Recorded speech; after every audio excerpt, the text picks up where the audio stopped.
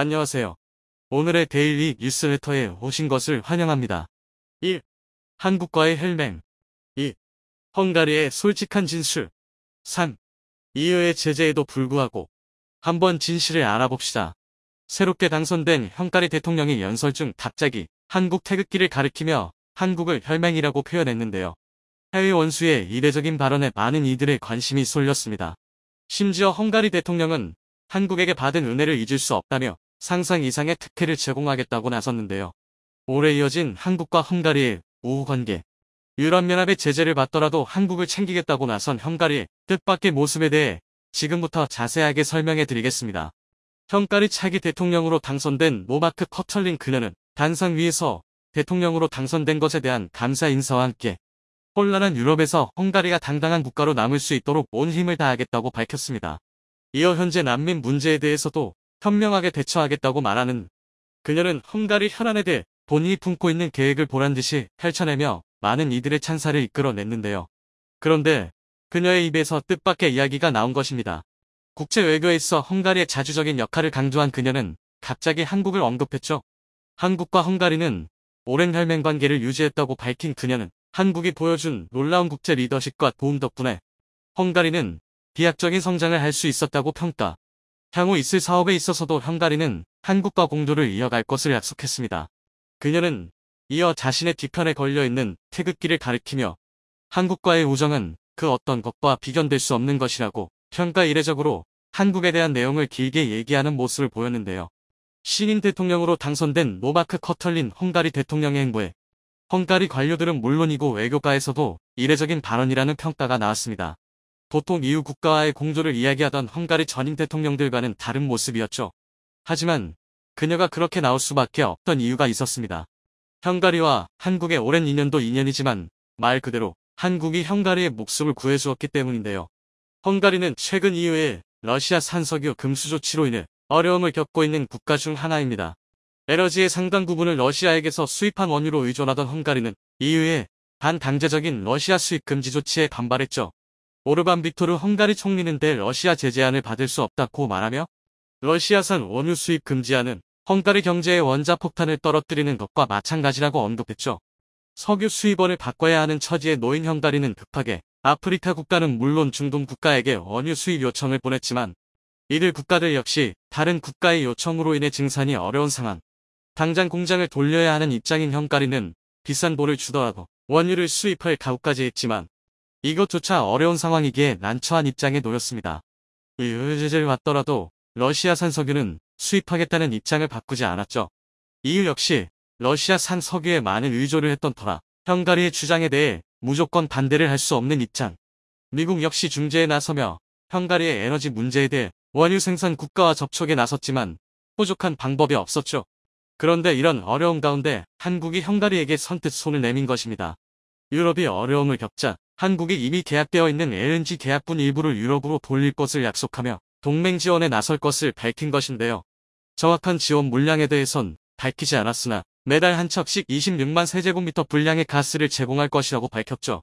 추가 지원까지 가능하다고 밝히며 유럽은 한국의 통큰 지원에 충격을 받았죠.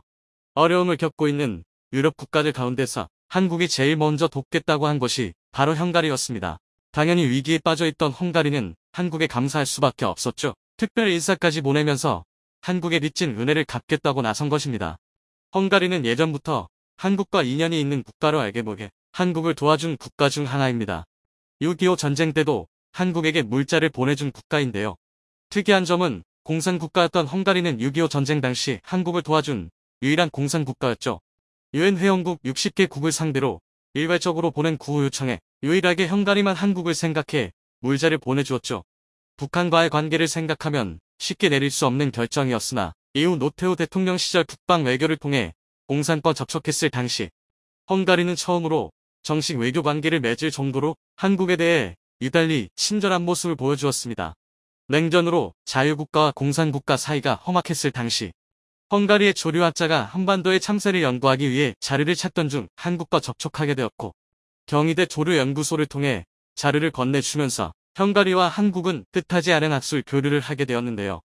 이때 당시 북한과 어떠한 협의 없이 한국과 교류한 것에 대해 북한이 굉장히 분노했다고 합니다. 그럼에도 불구하고 헝가리는 북한의 항의를 묵살하고 한국과의 협력을 이어갔으며 이는 지금까지도 이어지고 있죠. 2019년 한국인 승객들을 태운 사고가 발생했을 때 헝가리는 자국민이 사고가 난 것처럼 슬퍼했으며 빠른 수습을 위해 소방대원을 파견, 유족들을 위해 최선을 다하는 모습을 보였으며 사고로 인해 유명을 달리한 이들을 위해 분향소도 마련하는 등 한국인들을 배려하는 모습을 보여주었습니다. 정치 경제적으로도 헝가리는 한국과 협력을 이어가며 좋은 관계를 유지하는 국가가 되었죠. 아시아 국가 중 최초로 전략적 동반자 관계로 격상하면서 헝가리는 한국을 이례적으로 대우하는 모습을 보였습니다. 한국의 선진 국방정보를 배우기 위해 양해각서를 체결하기도 했죠. 헝가리 총리인 오르반 빅토르는 한국이 보유하고 있는 청정 에너지 기술에 깊은 관심을 보이며 한국이 가진 기술을 헝가리에 도입하길 원했다고 하는데요. 이를 위해 그는 디지털 전환 기술 협력 제의를 맺었습니다. 원전에 있어서도 협력을 이어갔죠. 원자력 건설 기술로는 세계 최고 수준의 한국의 원자로를 도입하고 싶다는 총리의 바람을 존중. 한국은 헝가리에게 원자력 기술을 수출할 것을 약속했죠. 미래 핵심 기술에도 관심을 보인 헝가리는 한국 기업인 SK이노베이션 전기차 배터리 공장을 자국에 도입하고자 한국에게 막대한 혜택을 주는 모습을 보였는데요. 배터리 선공장을 위한 입찰에 헝가리 당국이 직접 개입해 한국이 공장 부지를 쉽게 확보할 수 있게 도와주는 한편 이미 건설이 진행 중인 이 공장 건설에 대해 보조금과 세금 감면 혜택을 제공하는 모습을 보였습니다. 이때 당시 이유는 헝가리가 지나치게 보조금을 한국에게 지급 시장 경쟁을 왜곡한다며 헝가리 정부의 지원안에 항의를 했는데요. 한국에게 지나친 특혜가 아니냐는 질문에 헝가리 정부는 한국 없으면 산업이 돌아가지 않는다고 답하며 EU의 선처를 구할 정도였다고 합니다. EU는 SK이노베이션이 헝가리 경제에 미치는 영향력을 고려 헝가리 정부가 보조금을 지급한 것을 허락하며 마지못해 헝가리의 편파 행동을 눈감아 줄 수밖에 없었다고 하죠. 한국과 한국민이 미래에 핵심적인 역할을 할 것이며 한국은 아시아에서 중국과 일본을 제치고 강성 국가로 거듭날 것이라는 110년 전 거의 페테르 헝가리 신부의 말처럼 한국은 놀라운 성장을 거듭해 세계 선진국의 일원이 되었습니다. 헝가리인들이 한국을 보면서 협력을 요청하는 것은 과거 자신들이 도와준 국가가 헝가리 국력을 뛰어넘어 전 세계 강대국과 어깨를 견줄 수 있는 국가로 성장했기 때문이라 할 수 있죠. 베푼 것보다 더 많은 것을 해준 한국은 여기서 그치지 않았는데요. LNG선을 이용해 헝가리에게 부족한 에너지 공급을 지속하겠다고 밝히자 헝가리는 한국에게 감동하지 않을 수 없었다고 합니다. 헝가리는 한국 기업들에게 세제 혜택은 물론이고 향후 원자력 사업 도입에 있어 한국을 제1호선 사업자로 고려하겠다는 폭탄 선언까지 할 정도로 진심을 다했습니다. 노바크 커털린 헝가리 대통령은 한국이 헝가리에게 해준 것들을 생각하면 이러한 혜택은 아무것도 아니라는 말을 남기며 한국이라면 무조건 환영했습니다. 양국 사이의 협력은 더욱 공고해질 전망인데요. 정부만 아니라 민간 영역에서도 한국과 헝가리는 더 밀접한 관계로 발전하는 모습입니다. 특히 에너지 문제에 한국이 적극적으로 나서 해결해 주었다는 이야기를 들은 헝가리인들은 한국인을 형제로 받아들이며 한국을 찬양했다고 하는데요. 이미 헝가리 대학에서는 한국어 학과가 최상의 학과가 되는 듯 한국을 모르는 사람이 없을 정도로 헝가리를 지배하고 있는 상황. 오징어 게임이 등장했을 당시 한국의 비약적인 성장을 보고 헝가리 언론사들은 한국이라면 해낼 줄 알았다는 평가를 내릴 정도였죠. 반면 중국이 헝가리 수도 부다페스트에 푸란대 분교를 설립하겠다고 밝히자 시민들이 벌떼같이 일어나 중국을 반대하는 모습을 보이며 철저하게 중국을 배제하는 모습을 보였죠.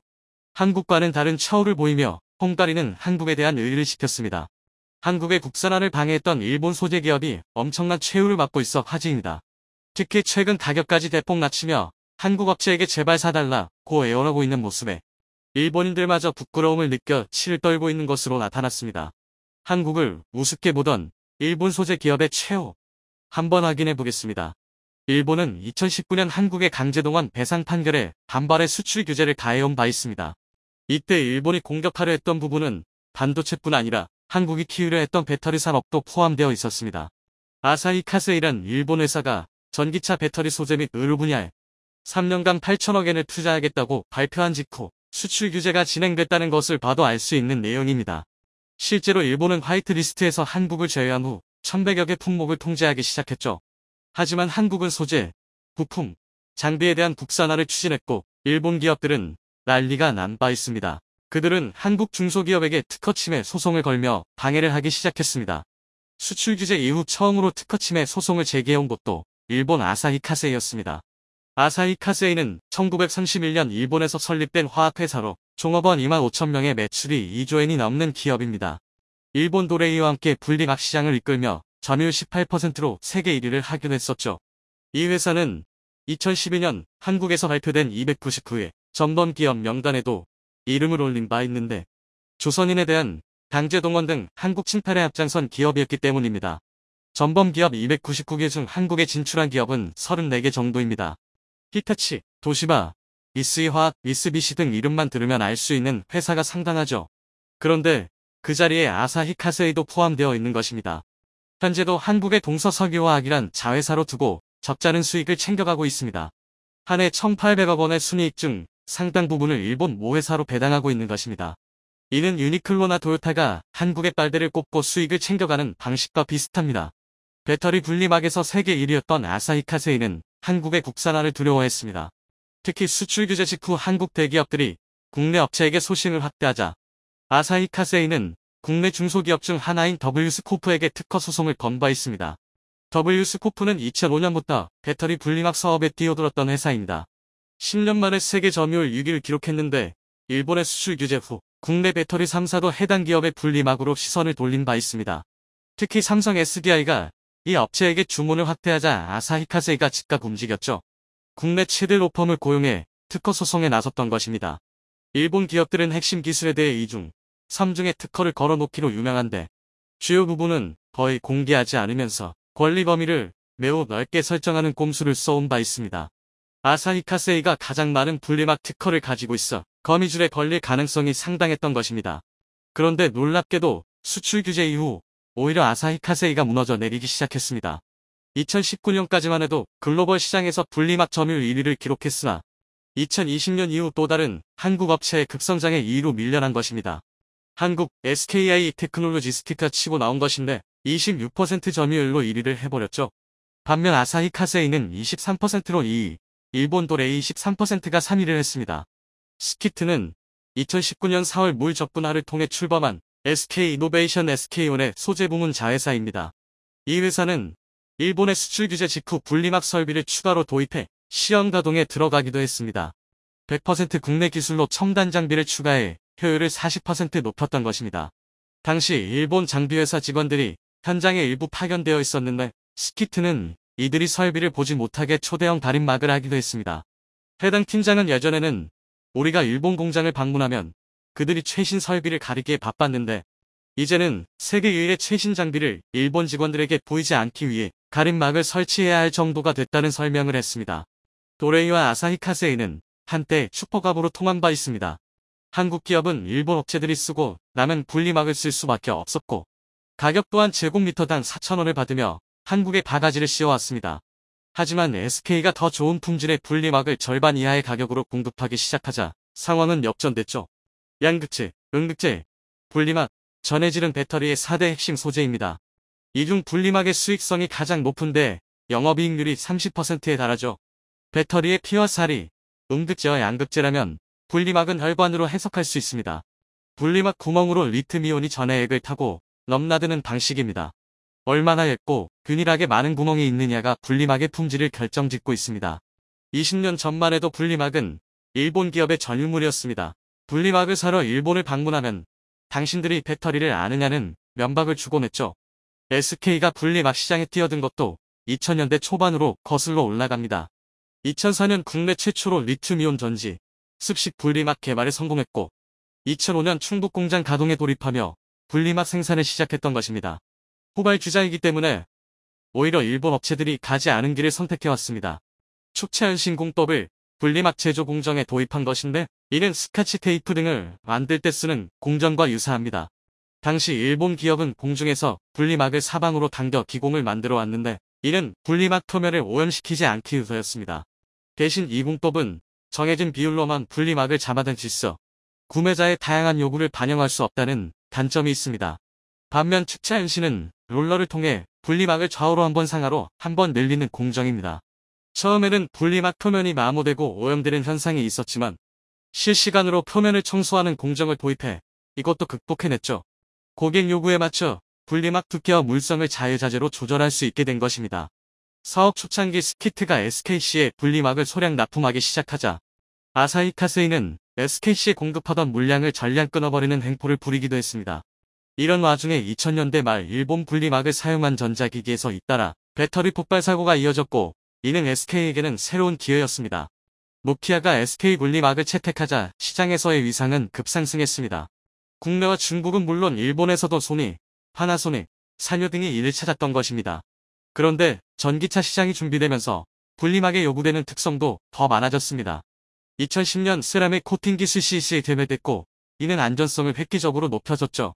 세라믹으로 코팅을 하게 되면 배터리 온도가 높아지더라도 단영이 생기지 않았던 것입니다. 분리막이 손상돼 양극과 음극이 직접 닿게 되면 과전류가 흐르면서 배터리가 폭발합니다. 이를 막고자 분리막을 두껍고 튼튼하게 하면 효율이 떨어지는 단점이 있습니다.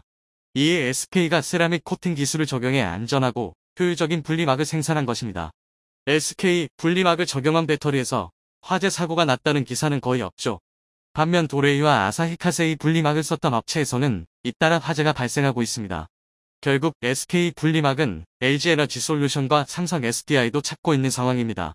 스키트의 실적 전망치를 보면 2019년 800억 원대에서 매년 상승해 내년에는 3,200억 원으로 증가가 예상되고 있는 것을 볼 수 있습니다. 반면 아사히 카세이의 손익은 2019년 대비 30% 이상 급감한 상황이죠. 더 이상 버틸 수 없던 아사히 카세이는 최근 놀라운 행동을 보이고 있습니다. 국내 배터리 기업에게 기존 대비 20-30%나 가격을 할인해 줄 테니 한국 소재업체를 선택하지 말고 자신들의 습식 분리막을 이용해 달라고 사정해온 것입니다. 제곱미터당 1.3달러 수준으로 가격을 낮춰 판매하겠다는 것이었죠. 아사히 카세이는 자국 배터리 기업인 파나소닉의 분리막을 주로 공급해왔습니다. 하지만 최근 경쟁사 대비 파나소닉의 성장률이 더디자 한국 업체로 눈을 돌렸다는 분석입니다. 실제로 중국 외 시장에서 파나소닉 등 일본 업체의 성장률은 다른 업체에 크게 미치지 못하고 있는 상황입니다. 국내 배터리 상사는 지난해 50-100%에 가까운 성장세를 보인 반면 파나소닉은 33%에 그친 것이죠. 게다가 스키트의 분리막 판가는 0.9달러가 채 되지 않아 아사히 카세이의 가격에는 큰 영향이 없을 것이란 분석도 나오고 있습니다. 2023년이면 SK의 생산량은 아사히 카세이보다 2배 이상 확대가 예상되고 있습니다. 지난해 4분기 폴란드 1공장 건설을 마쳤으며 2024년까지 총 2조 원을 투자해 4공장 준공을 목표로 하고 있기 때문입니다. 이로 인해 2025년 시장 점유율을 43%로 끌어올리겠다는 전략입니다. 아사히 카세이 또한 지난해 300억엔을 투자해 공장을 증설하고 중국 상해은첩과 학작법인을 설립해 한국을 다시 따라잡으려 하고 있습니다. 하지만 이렇게 해도 SK를 따라오지는 못할 것이란 분석이 지배적입니다. 분리막뿐 아니라 다른 분야에서도 엄청난 사건이 발생해 관리 능력이 드러났기 때문입니다. 2020년 10월 아사히 카세이 차량용 반도체 공장에서 대규모 화재가 난 바 있습니다. 그 후 일본 르네사스의 생산을 위탁해 위기를 넘기려 했는데 르네사스조차 해당 물량을 받은 직후 공장에서 화재가 나는 참사가 발생했죠. 결국 생산하기로 했던 물량은 만들지도 못하고 신뢰를 잃어버렸던 것입니다. 게다가 클린룸 등의 손상이 심해 기존 공장에 복구까지 포기한 상태입니다. 다카이치 정조 회장은 일본이 똑바로 안 하니 한국이 기어오르는 것이라는 막말을 했습니다. 하지만 분리막에서도 볼 수 있듯이 살기 위해 꿈들대는 곳은 일본 기업일 뿐입니다. 최근 들어 중국이나 일본 등 아시아뿐만 아니라 해외의 여러 커뮤니티 사이트에서 한국의 특수부대가 많은 관심을 끌고 있습니다. 그 이유에는 최근 한국에서 방영되고 있는 강철 부대라는 특수부대 관련 예능 때문이기도 한데요. 한국에 있는 각종 특수부대를 제대한 예비역들이 모여 서바이벌 경쟁을 벌이는 예능 프로그램인 강철 부대는 한국에서도 큰 인기를 얻고 있지만 오히려 해외에서 더 큰 인기를 얻고 있습니다. 중국의 빌리빌리라는 동영상 사이트에는 관련된 수백 개의 영상을 바로 확인할 수 있고 해외 커뮤니티에서도 한국 특수부대에 대한 이야기가 계속해서 토론의 주제가 되고 있습니다. 일단 생각보다 아직까지 한국이라는 나라에 대한 이미지는 전쟁을 겪은 지 얼마 지나지 않은 개발도상국이라고 생각하는 외국인들이 아직도 존재하고 있었습니다. 그렇기에 한국에 이렇게 많은 특수부대들이 있다는 사실에 일부 외국인들은 놀라는 반응을 보여주기도 했습니다. 반면 한국의 특수부대 위력은 예전부터 강력했다는 사실을 알고 있는 외국인의 반응도 찾아볼 수 있었죠. 그리고 중국에서는 저마다 한국의 특수부대 예능을 따라하며 몸싸움 게임을 하는 게 유행으로 번질 정도라고 합니다. 사실 일반인들이 단순히 예능 방송 하나로 보고 한국의 특수부대 전력을 파악할 수는 없는 것이고, 예능은 예능일 뿐이기에 해외 네티즌들의 반응은 특수부대의 전력보다는 한국인들에 대한 관심으로 커져가고 있습니다. 여러 반응이 있었지만 많은 해외 네티즌들이 한국의 특수부대원들을 보고 느끼는 감정 중 하나는 바로 외모였다고 합니다. 한국이라면 아시아 나라 중 하나에 불과하고 체감 격시 모두가 왜소할 것이라고 생각하고 있었기에 방송뿐 아니라 해외 커뮤니티에서 돌고 있는 한국 특수부대원들의 명상이나 사진을 보고 놀랄 수밖에 없는 것. 편견이나 차별이라고는 할 수 없지만 우리가 동남아인들이라고 하면 떠오르는 기본적인 왜소한 체격이 있는데, 막상 동남아 군인들을 봤는데 미군에 뒤처지지 않는 뛰어난 체격을 가지고 있는 걸 보면 느끼는 감정이라고 할까요? 또한 한국인들의 외모에 대한 칭찬 역시 자주 찾아볼 수 있는 반응 중 하나였습니다. 물론 특수부대원들의 경우 특이한 케이스이긴 하지만 실제로도 한국인들의 외모나 체격은 중국이나 일본 등 기타 동아시아 국가들과는 과학적으로 차이가 난다고 합니다. 남자들의 평균 신장은 한국인들이 일본인과 중국인에 비해 3-4cm 이상 더 크다고 하는데요. 1700년대에 일본인들이 기록한 삼도통남도설에는 조선인들은 체격이 거대하고 힘도 세며 밥도 일본인들의 2배 이상을 먹는다고 말하기도 했습니다.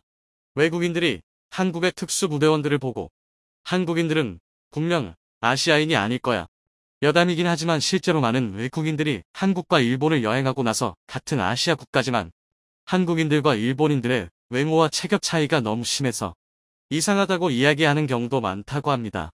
이 외에도 중국인들을 포함한 해외 네티즌들은 한국의 특수부대를 보고 다양한 반응을 보여주기 시작했는데요.